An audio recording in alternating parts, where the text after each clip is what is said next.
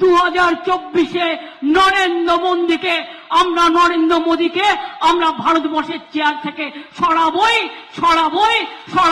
রাজনৈতিকভাবে।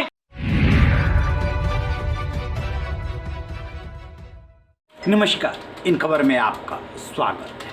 विपक्ष का महाजुटान 23 जून को पटना में हो रहा है। उसमें राहुल गांधी से लेकर के मल्लिकार्जुन खड़गे और केजरीवाल से लेकर के तमाम देश भर के विपक्षी नेता जुटेंगे। बीजेपी को हराने के लिए रणनीति बनेगी।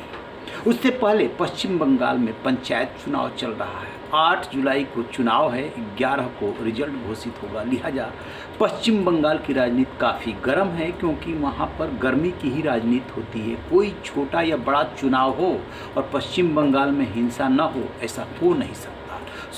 नामांकन के आखिरी दिन यानी 15 जून को कल भारी हिंसा हुई, जिसमें 3 लोग के मारे जाने और काफ़ी संख्या में लोग घायल होने की खबर है।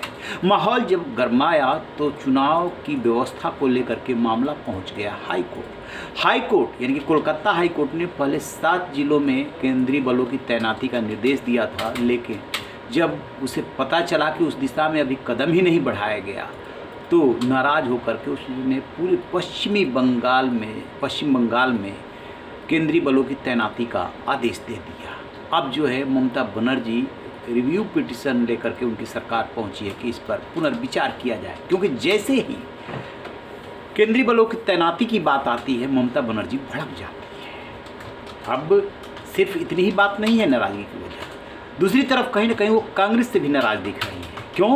क्योंकि उनका मानना है कि कांग्रेस, माकपा मार्क्सवादी कम्युनिस्ट पार्टी CPIM और बीजेपी उनके खिलाफ एकजुट हो जाती है।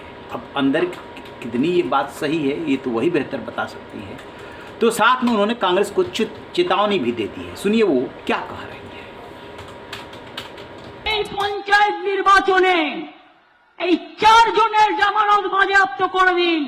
আমরা কথা দিচ্ছি 2024-এ নরেন্দ্র মোদীকে আমরা ভারতবর্ষের চেয়ার থেকে সরাবই রাজনৈতিকভাবে। এটা আমাদের শপথ। আজকে তোমরা বলছো বাংলায় শান্তি নেই। কিসের শান্তি? CPM এর আমলে কোন শান্তি ছিল? শ্মশানের শান্তি। কংগ্রেস অনেক রাজ্য চালিয়েছ, CPM এর সবচেয়ে বড় দোসর আর বিজেপির বড় দোসর, আর পার্লামেন্টে আমাদের সাহায্য চাও, আমরা করব তাও বিজেপির বিরুদ্ধে। কিন্তু মনে রেখো বাংলায় CPM এর সাথে ঘর করে আমাদের কাছে বাংলায় সাহায্য চাইতে আসবেন ना। आपने कह रहे हैं कि 2024 में हम नरेंद्र मोदी को उखाड़ फेंकेंगे। बेशक नरेंद्र मोदी के लिए वो आम भेजती है। राजनीति में ये चलन है, जो निजी रिश्ते हैं, जो कर्टसी है वो एक तरफ और राजनीति दूसरी तरफ। ये मोदी सरकार से उनकी नहीं पट रही, ये सब ने देखा है। पिछला जो लोकसभा चुनाव हुआ था वो 18 और 22 पे छूटा था।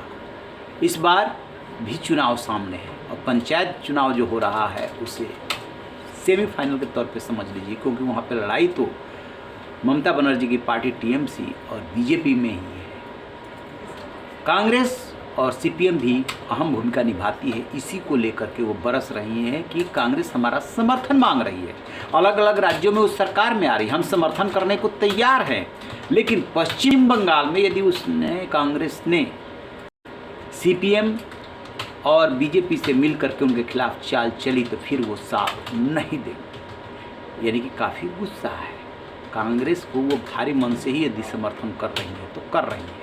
और 23 जून से पहले ये बयान आया है। ये तो ममता बनर्जी की बात हो गई।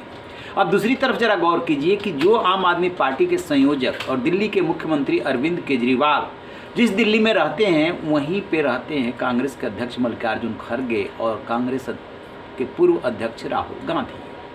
दोनों से मिलने का समय मांगा, अध्यादेश पर मिलने का समय नहीं मिला।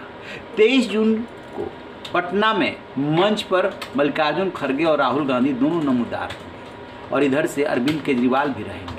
इस पे भी नज़र रहेगी क्या उनकी मुलाकात राहुल गांधी और खड़गे से होती है तो किस अंदाज में होती है। क्या सिर्फ दुआ सलाम तक रहती है या कुछ बात भी होती है।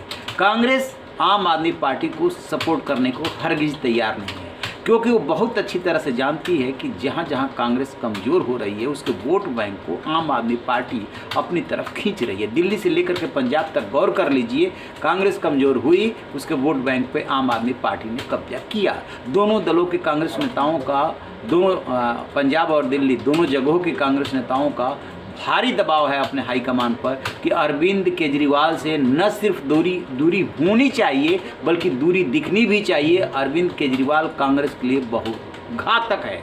और यही बात जब अमेरिका गए थे राहुल गांधी, तब उनसे पूछा गया था तो उन्होंने कहा कि अंदरूनी फ्रंट जो है, कांग्रेस का जो मंच है, उस पर विचार विमर्श चल रहा है, ये कह करके वो टाल गए थे। वो जानते हैं समर्थन दे नहीं सकते, अरविंद केजरीवाल चाहे नाक रगड़ ले, इसीलिए तो वो मिलने का भी समय नहीं दे रहे हैं। 12 पंचायत चुनाव और 23 जून पर नज़र हमारी रहेगी। जैसे कोई अपडेट मिलेगा आपसे साझा करेंगे। रहे बेखबर, देखते रहिए। Thank you.